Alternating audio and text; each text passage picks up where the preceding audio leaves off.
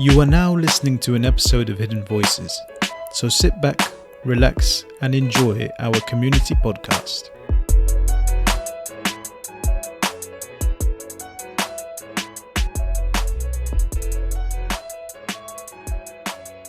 Hey guys, welcome to another episode of Hidden Voices. I'm your host Samir, and I'm here with Farah. Say hello, Farah.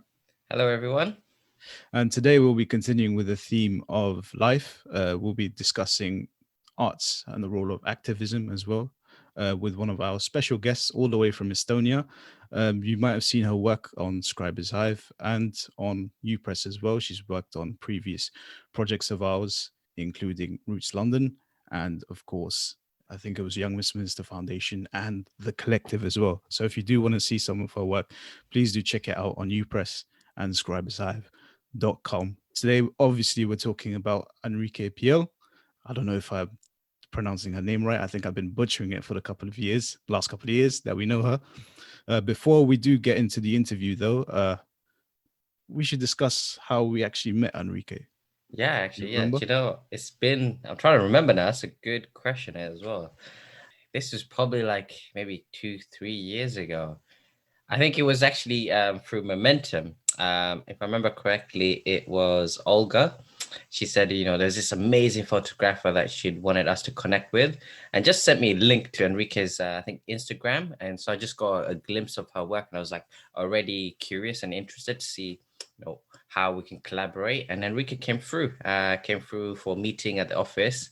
And next thing you know, we just connected really well. And straight away, I just noticed Enrique's passion and drive to really make a difference through her artwork. She showed me some of the things that she'd been, in activism for, especially when it comes to the refugee crisis. And from there, I think the collaboration and the genuine synergy was there in terms of the artwork and the stories, and also representing community members. And that was the initial beginning. Is that right, Enrique, if I remember correctly? Exactly. Amazing. So we'll get started with the interview, or the podcast more accurately.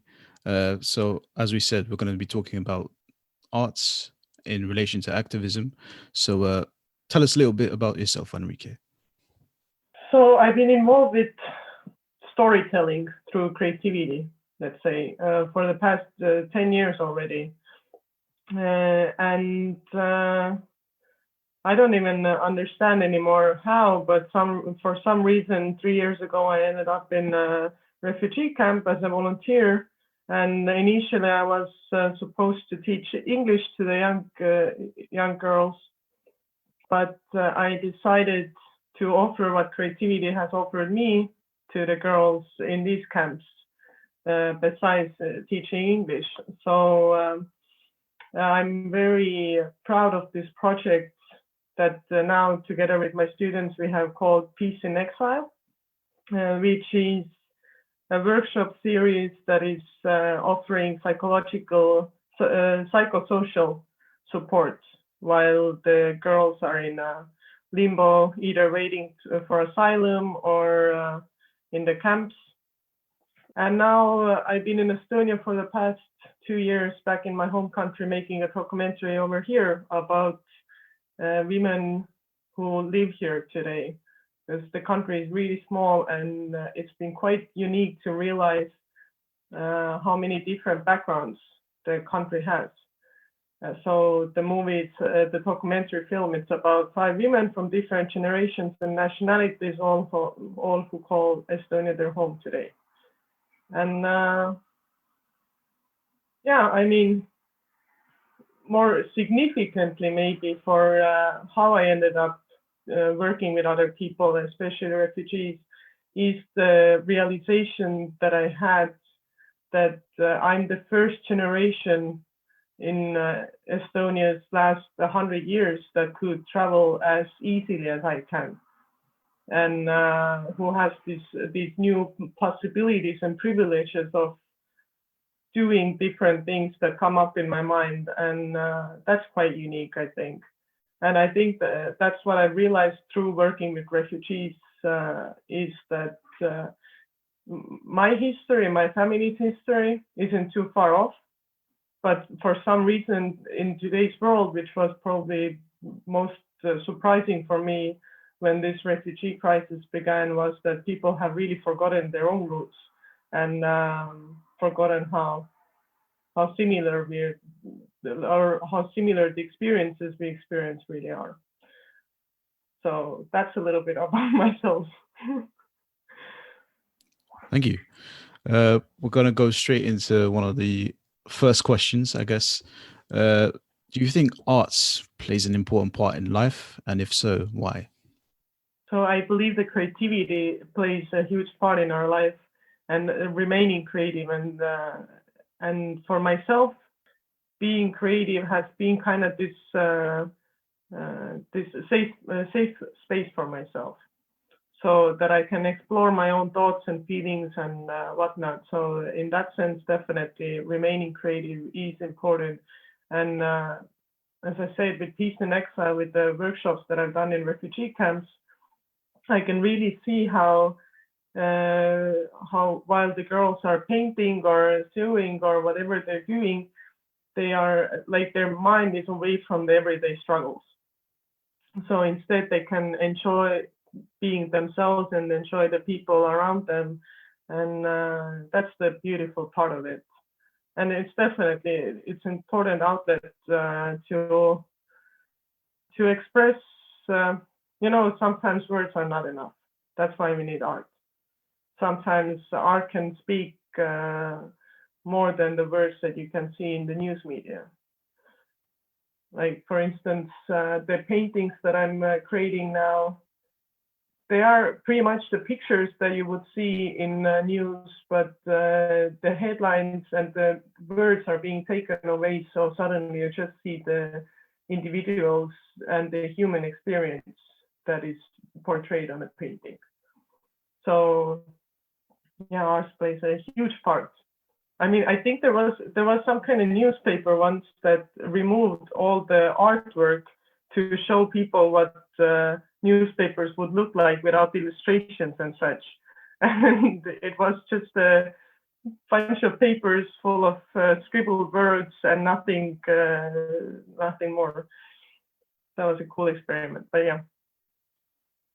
Amazing. And I think you've touched on some of the aspects as well. I think, when Samir asked earlier, like, how did we meet and how did we connect and start to collaborate?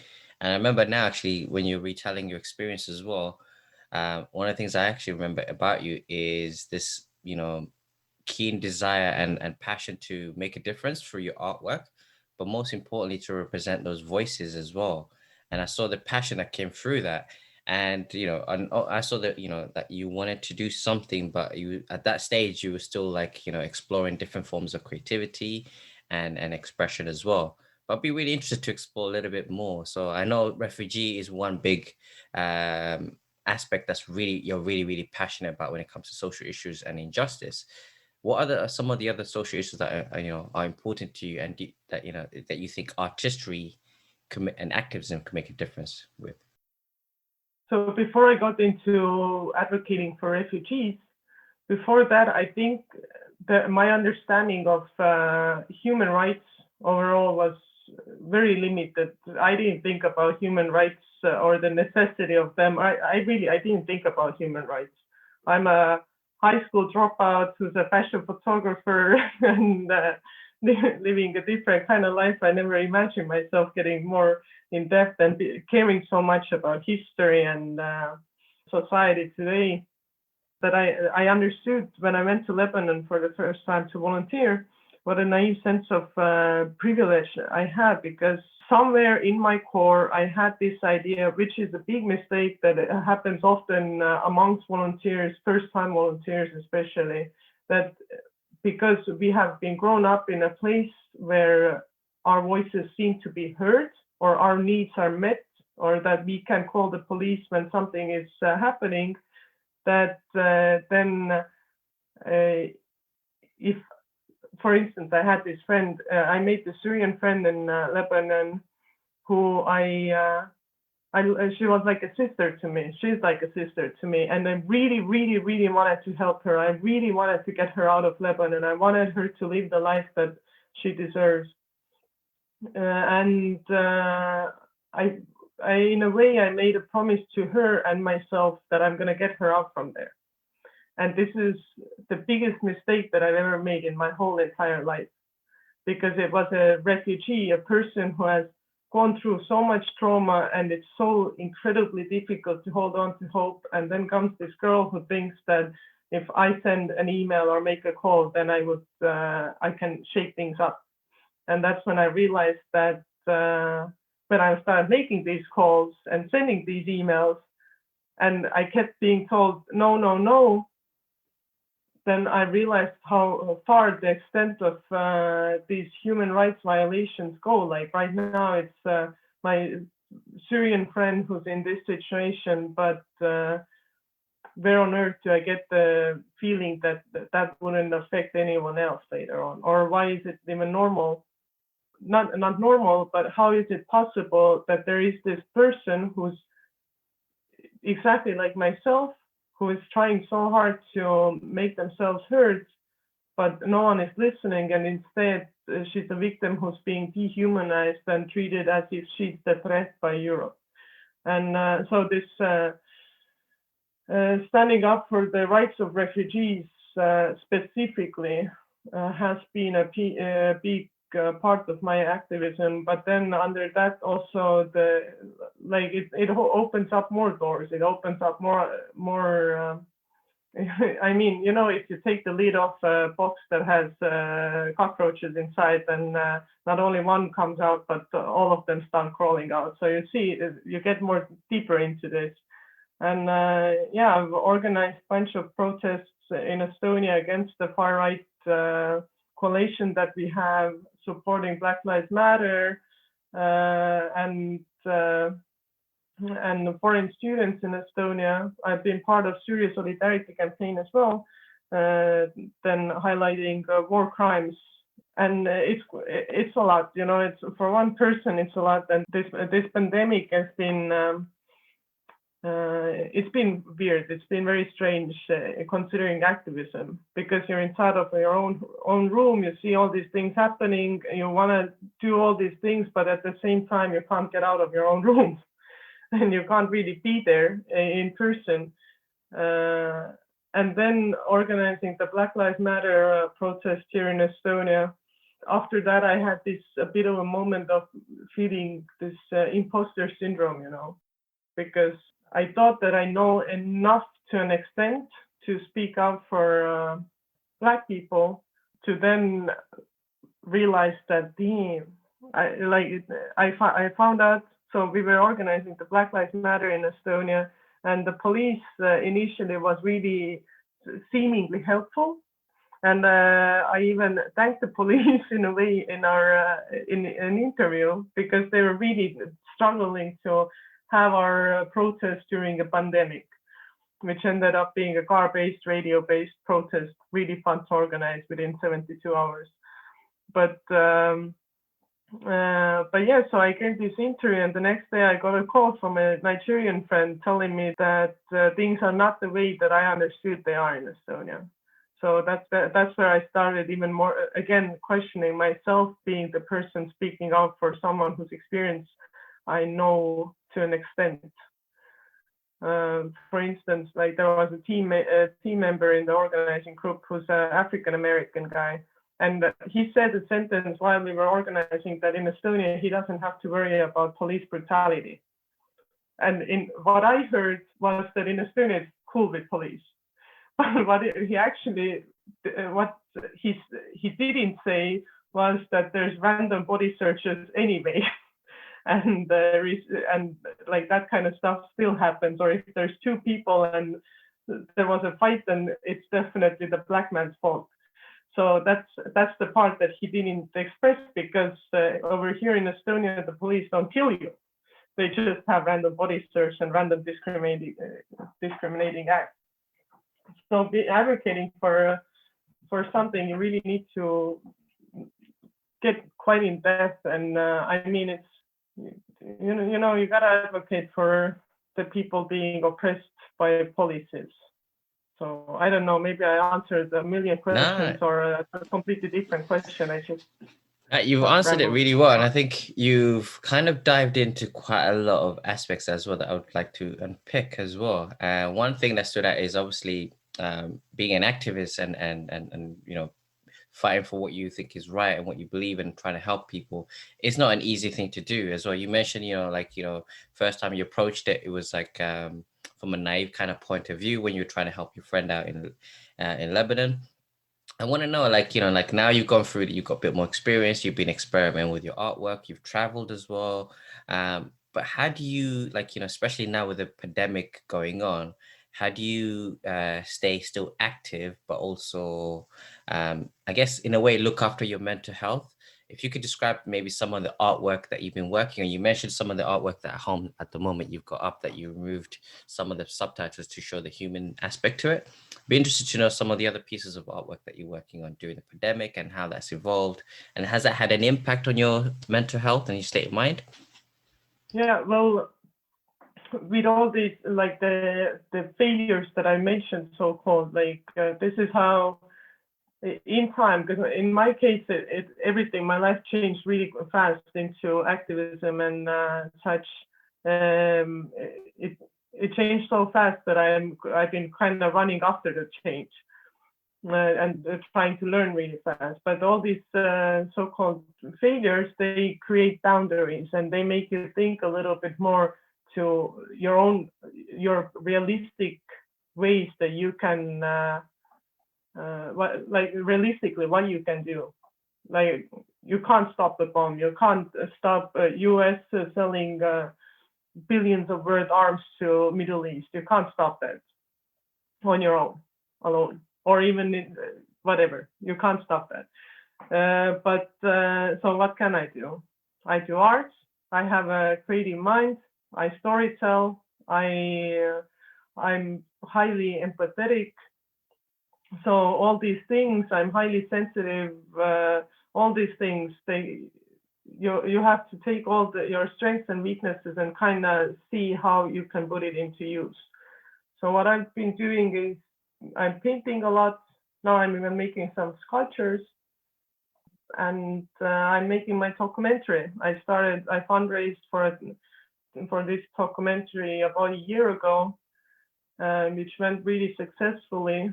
And now I've been editing it, trying to figure it out more and more. And you just have to find the ways that you can tackle all these issues and focus on that. You can't focus on things that you can't really change, because that's I've been doing that. I still keep doing that. I have not figured out this activism and how to do it well for my mental health quite right yet, because it comes in it comes in waves as well. There's times that some stuff really triggers you and you really need to sort things out and organize a protest or start painting this really, really fast. But then there's times when I can't even look at the news. And during the pandemic, it has been like, when the pandemic began, just the thoughts about what is happening in all these refugee camps and in the internally displaced people's camps, and that people are still on these boats and such on, and now they are even less spoken about because of the pandemic. Like that can drive one insane to focus on or to think about that so much. So then I paint it, and then I get it kind of out of my system. But then I have kind of a little bit, I feel like when I get these things out of my system by painting, then I have a little bit more power over how I feel about it, or how much I let it affect my daily life. But I mean, honestly, I don't have a good motivational recommendation here. Maybe if someone is listening to this and has a good way of tackling that, then you can let me know. Yeah, but your honesty and also the way that you're approaching, some of the challenges that you said as well that you've gone through, and also seeing what's been happening in the news, I think that is going to be helpful for our listeners, just to understand that they're not alone. If they're going through something similar, and knowing that the world can be tough and scary sometimes, and there's a lot that you feel helpless towards. But finding a means to way to deal with what's the narrative and what's being told about specific groups and communities. And just to rewind back as well, because I know our listeners don't know your story, but I've heard it from when we met. But I want to ask you a question, because I find it quite interesting. When we reflect back to your journey, because you mentioned earlier that you dropped out high school. I remember the story you told me as well, that you dropped out high school, you pursued your first love, and it didn't work out, but then you went into the fashion photography, which is a completely different world to where you are now, what you're doing. How did you make that transition? What made you decide to change your path in a way? Oh, the transition, it wasn't too fun at all. But I moved away from Estonia when I was 16, and to pursue a dude. And then I started pursuing myself instead, which turned out way better. So I traveled all over the place, and fashion photography was always like, I had this dream of having billboards with my photos.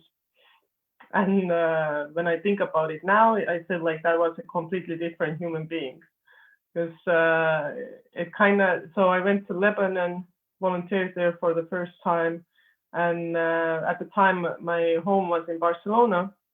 And I went back to Barcelona, and I think for 8 months, I was sitting by the sea there and being extremely, extremely depressed, because the whole world had been completely messed up for me. I like all these human rights and this nonsense, I started realizing that, and I wanted to find some kind of, like, I think I always, even as a fashion photographer, I was creating storytelling images. So the stories were, they weren't real, but they were real. So I wanted to express something more than like clothes. Fashion for me was a tool to make these photographs even more storytelling. So it's not much different from, for instance, the workshops that I've done with the women and girls in the camps, because over there as well, like when we do the workshops, then basically during the workshops, I teach the girls how to about creative makeup and creative storytelling photographs and creative fashion and all these things, and then they use secondhand clothes to make their own pieces from their fantasy, and then we take photos that their ideas, their concept, we make into photos in the camps. So the storytelling part still lives on. It's just the fashion photographer Anrike. When I think about her, she was such a lost, naive kid. She walked into the world like everyone is good to me, and the world is a good place, and only butterflies, and all my dreams will come true without me doing anything about them. They will just fall into my lap. That was the idea of life that I had before. But I gotta admit, but that's still quite brave for a 16-year-old to take that risk. I can't. Samir, do you remember how you were when you're 16 years old? I barely knew how to get to school, let alone travel around the world. Like I was just chugging on energy drinks when I was 16 years old, playing Call of Duty. So yeah. Exactly. So very brave for that age. What you did, Anrike. Definitely. But I mean, that's what I mean by like the fact that I was the first generation in Estonia to be actually able to live like this. But my mom and I, we sometimes laugh about the fact that she actually let a 16-year-old idiot into the big world alone. And but she also says that I've been living her dream, that for her whole life she wanted to live like this, but she couldn't. So yeah, it's quite funny. I don't know if I would let the 16-year-old kid outside of the house even alone anymore. But yeah, I think Estonia was the only world that I knew, and then from the TV I saw that there's another kind of world, and I guess I really wanted to explore and find my place, and then I found out that my place is myself. My body is my place. And wherever it's located, it's still my place. Amazing. Yeah. Amazing. To go back a little bit on the artwork that you mentioned, please describe to us some of the arts that you've been working on. I know that the audience won't be able to look at the artwork, but just a description of some of the stuff that you've been working on, including, I think, a reimagining of the piece that you did in Poland. Was it the Red Riding Hood piece? Yes. Red Riding Hood, yeah. Yeah. I've been doing another version of Red Riding Hood. In Poland, at the Scribers Hive workshop, we had an assignment to draw or paint our version of Red Riding Hood. So I painted one of the modern day in a refugee camp. And so the artworks, the paintings that I've been working on, these are about Europe, refugee camps in Europe, the Mediterranean Sea. So that's all revolving about the refugee experience and movement. But then again, meanwhile, I'm working on my documentary, and that's been, especially sitting in my home during the pandemic as well, it's been interesting to go over and over and over again all these interviews that I've collected from people living in my home country. And I have a whole new perspective of the country through and of humans through this documentary. Because it's so, for instance, in the documentary, I have a woman who comes from Ingrian, who's Ingrian Finn. And before I started making the film, I had never heard of them before, because Ingrian Finns are the people who Soviet Union basically made everything of their existence disappear.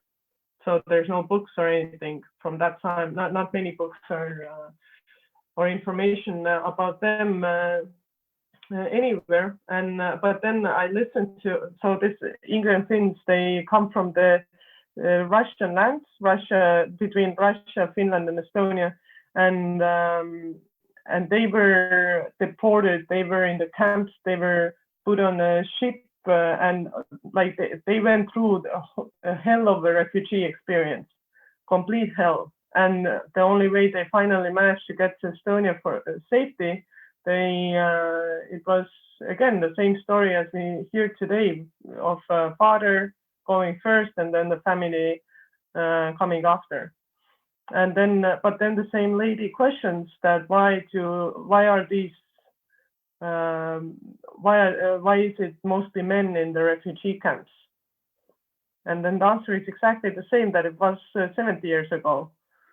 The father comes to make sure that the road is safe, get some money for the family, and then safely brings the rest of the family here.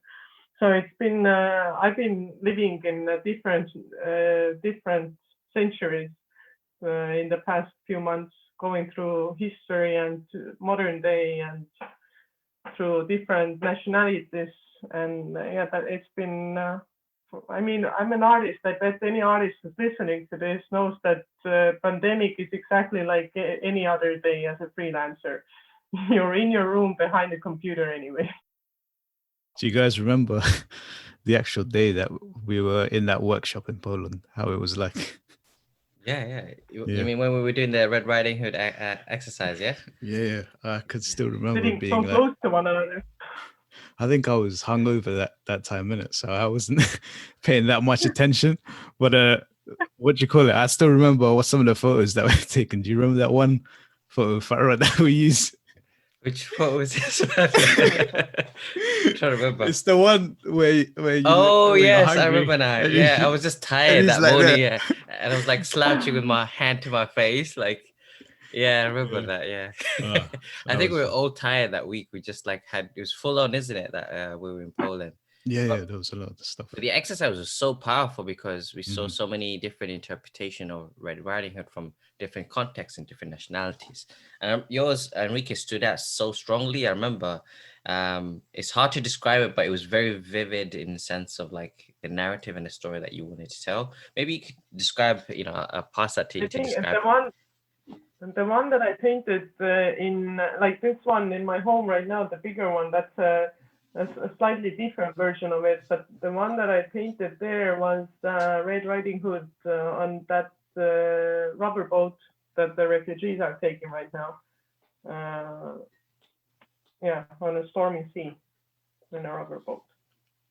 Yeah, It's the Red Riding Hood. It was And very next to the powerful. wolf, Yeah, that's and the the one. wolf was European flag, no? Yeah, I think so. Yeah. The EU flag. Yeah, I remember that. Yeah. I remember because it made like Paul and Ben, like the facilitators, like stand back and like say, "Whoa, this is really powerful." Like, where did this come from, Enrique? Where you hiding this talent? Because they didn't know about your artistic skills, so it's even more good to see that the reaction as well. Have you continued to work on that? Has it evolved, that piece of art? I mean, the idea has evolved into a new painting. Yeah, and I mean, the idea of it is, I think it was a very good assignment that we got. I really like it. I thought about it a few times to also try it with some groups in Estonia that I work with. Amazing. Do you remember what you drew that day, Farah? Me? Yeah. I'm trying to remember. I don't think it made any sense. I think I was just knackered that day. Something to do with a wolf and vegans, and I don't know. Vegans. Yeah, it was something to do with vegan yeah. food. I don't know what it was. It was like, I think maybe the wolf was a vegan. I don't remember what it meant. It's supposed to mean something. I can't remember the narrative of the story behind it. All I remember is like something to do with vegan and a fox and Red Riding Hood. So yeah, I don't know what it was. It might have been Modern day like, Red Riding Hood is vegan. Red Riding Hood is vegan. Maybe, yeah. Or maybe it's to definitely. do with all that food we kept eating there and I kept getting it wrong because we kept asking for halal and they kept getting us vegetarian. Maybe subconsciously that went into the narrative. Yeah. That's like the most mushrooms I've ever ate in my life. Yeah. Honestly. Honestly. Yeah. I mean, I've had vegan friends come over and my grandma offers them chicken. And then I say, no, it's vegan. And they're vegan. And she's like, okay, but do they eat eggs? And then I tell her, no, she's vegan. And then she's like, okay, cheese? So the concept of vegan is It's interesting, isn't it? Like when you travel, when people don't really fully understand like the different types of culture. So like there, like Samir, you mentioned like, we continuously had mushroom soup until we got sick of it, and they couldn't really understand halal or kosher, what that meant as well. And it's interesting as well, like the older generation, like your grandma as well, not really understanding what vegan is and like for alternatives to cheese and so on. And I guess I think that I find it so interesting. Like that's something that I've always loved the most about traveling is to experience all these different cultures and ways of people. Like it's the politicians who want to get some kind of power that play around the idea that the different nationalities, religions, cultures make us different. I mean, it does make us different, but imagine how if it would all be the same. Like these are only the things that make us do different, like certain things differently, but it doesn't make the core of a human being any different. I couldn't agree with you even more in that aspect there. And that's one thing I love about you Press and what we do is we get to meet people like yourself, like at different stages of their life, different work that they do, but the core of it is that they want to make a difference and they want to improve people's lives and change it as well for the better. And it just I find it really interesting, and I think that's why I think I really respected you when I met you, is because at the age of 16 you went out into the world, like even though it might have been like you're still figuring it out, but you still took that big step to go explore and actually meet different types of people, explore what's outside Estonia, outside what and come back and try and do something to educate not only your family, your immediate family, but also your community. And stand up for people that don't have a voice or sometimes are oppressed, which kind of leads to one of the questions that me and Samir wanted to ask you. I'm going to pass into Samir to ask that question. Sure. So it's related to actually the title of our podcast, which is Hidden Voices, and what drives you to be a spokesperson for some of the hidden voices in the world. It's quite a difficult question, yeah, but yeah. To understand, I feel like it's something that I need to do, that it comes naturally for me, that I'm dedicated my time to this and reading all this horrible news all the time. But like I've been answering this question in my head for the past years that I've been working on the refugee cause, and every other month the answer changes probably. But right now, as I'm making this documentary and all these people that I met in the camps as well, I'm starting to understand a little bit more how much it is related to my own upbringing, my own childhood. Because, when you go to a refugee camp or when you go to a therapist, then you have to dig around all these issues that cause a certain behavior, that is a repeated behavior. When you go to a refugee camp, then there's no digging around. All your trauma is inside out. Like everything is so real over there. There's no hiding of it. People are in the most embarrassed state of their life. Like all their junk, they can't wash themselves. They don't have proper homes. They can't offer this or that to another person, whatnot. So it's a very honest place, and you have to, like, that makes you look at yourself, reflect on yourself as well a lot. But in my case, I think a lot of it is to do that when I was growing up, like I've been to holistic therapy, and the therapist has told me that the core beliefs that as a human being you learn by the age of 7. So what your childhood is like, this is what you're going to carry on. So for instance, a big problem with me in me has been the fact that I can't express my needs properly, for example, or I can't express my emotions because I don't want to be a burden to someone else. And to realize that this comes from a time that Estonia had just become independent. And when an occupation ends, when a war ends, it's not like a blink of an eye that everything goes back to normal. It takes a lot of work from the whole nation to build up the country again. But during these times, people are very desperate. Like most of my friends, like the people from my generation, a lot of us have experienced a lot of violence, perhaps not on the streets, but in your home, or the struggle, the poverty, and it's the generational trauma on top of that. There's a lot of things. So it's one of the managers in a school in a camp in Lebanon told me that it's like when we were speaking about our lives, he said that I have changed the place from being that child that wasn't heard to being that teacher that I once had who noticed me and smiled at me, and who I still today remember for being that one person in my life. She might not even remember me. She had so many students, but this little act of kindness from her made a huge impact to me that I still carry with me, and that's what I want to be for the people, for the refugees. But why I'm speaking out about it is, I mean, I don't really enjoy being on TV or doing all these things, or as I said, speaking on someone else's behalf of their experience isn't.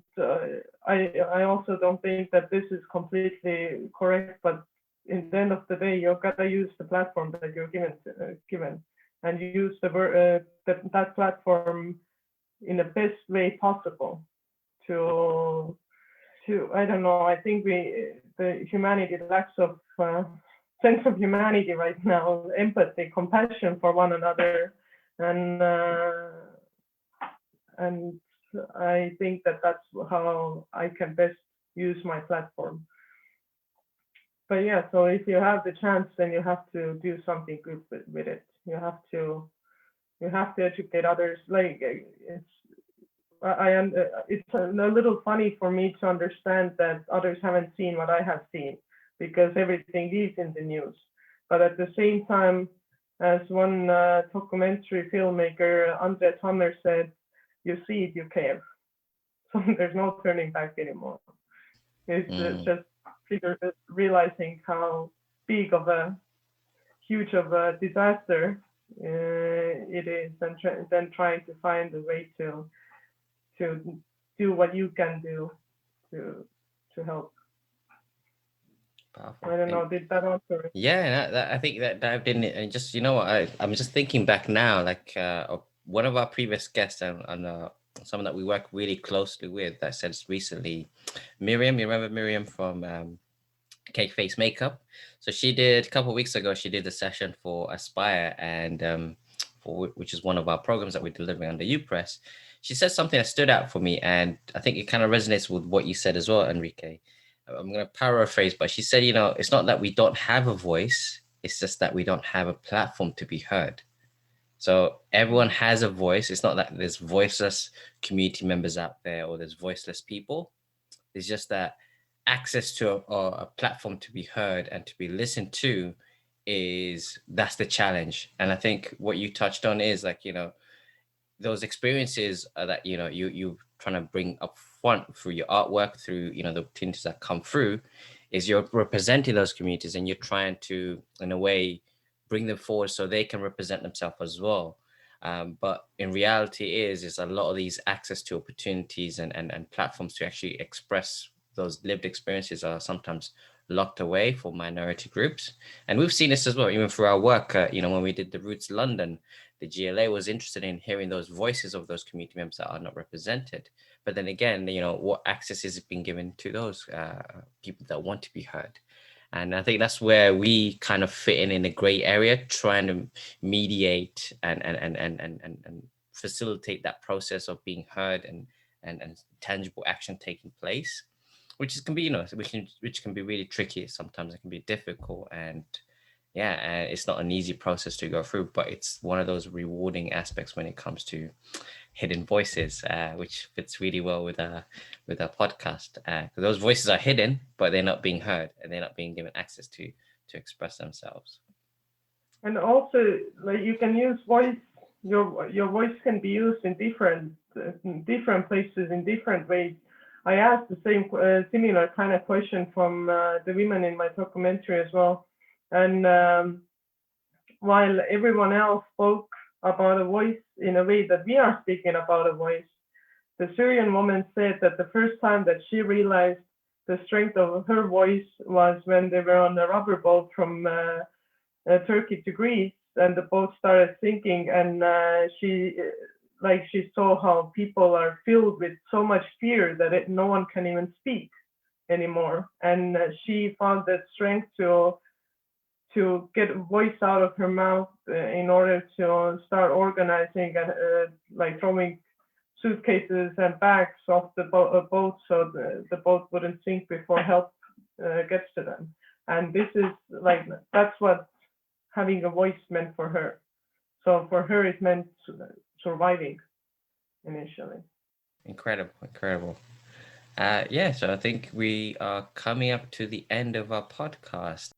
But I guess I don't have any other questions. Is there any other questions that we missed out, you think? Yes, I think there's one question that's not on the sheet, but I'll ask Anrike anyway. What's your favorite memory of UPress?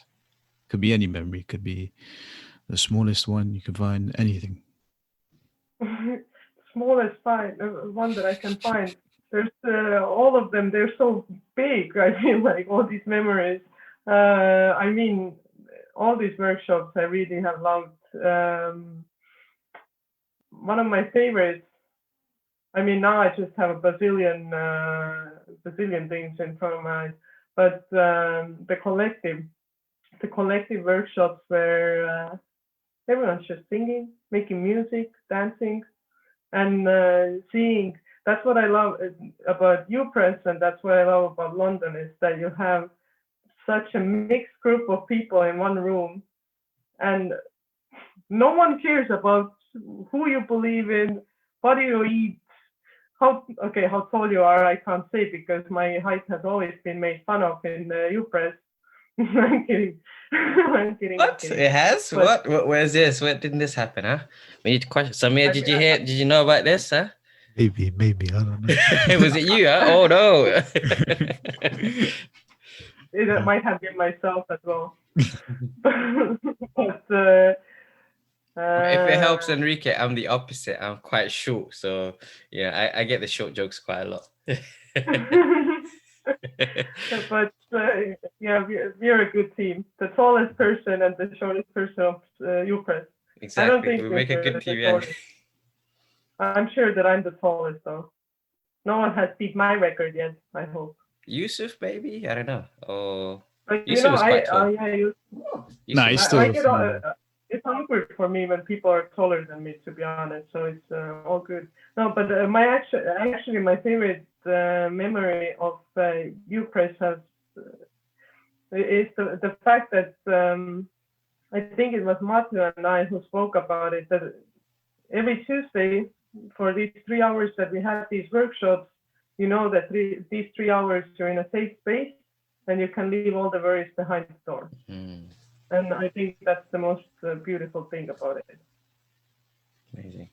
Thank you, Anrike. That's beautiful. That's beautifully said as well. And that's exactly what we try and do as well with the workshops and the community members that we work with. We try and create a safe space where everyone can be themselves, regardless of their who they are, their religion, their faith, where they live, and so forth, their age, their height. All of that doesn't come to play, but more important is about what they can bring on the table and how they want to tell their story through the artwork that we'll create together. Which is yeah. And I'm a huge fan of art that has meaning behind it, and the music, poems, spoken word, everything that the young people have created. UPress, it all resonates with me, and it's always whenever times are tough, then I like to listen to UPress music because it shows me that we're in this together, that there's other people who care about these things as well. Definitely. And that's why there's good synergy when we work together, Anrike, and when we bring all those people together, we create something incredible. And yeah, that's why I was saying to you before we started this podcast is like I'm looking forward to seeing your documentary, because those are going to be real people, real stories, and you're going to see like the impact it will have as well. So yeah, hopefully when we come out of this pandemic, we can do a screening in London. You can travel down to London and we can do a special screening, bring the community together. But yeah, I'm looking forward to that. All right, should we sign off? Yeah. It's that awkward silence. I was like, okay, so. Anrike, where could our audience find you? Instagram, website, mostly Instagram. Honestly, I'm not too active on social media too much. If someone wants to reach me, then email. But, okay. Otherwise, Instagram is good. Instagram. Okay. And, thank you all so much. Oh, thank you for being a guest today. And we also like to thank our audience for tuning in today to our episode of Hidden Voices. We'll see you next time.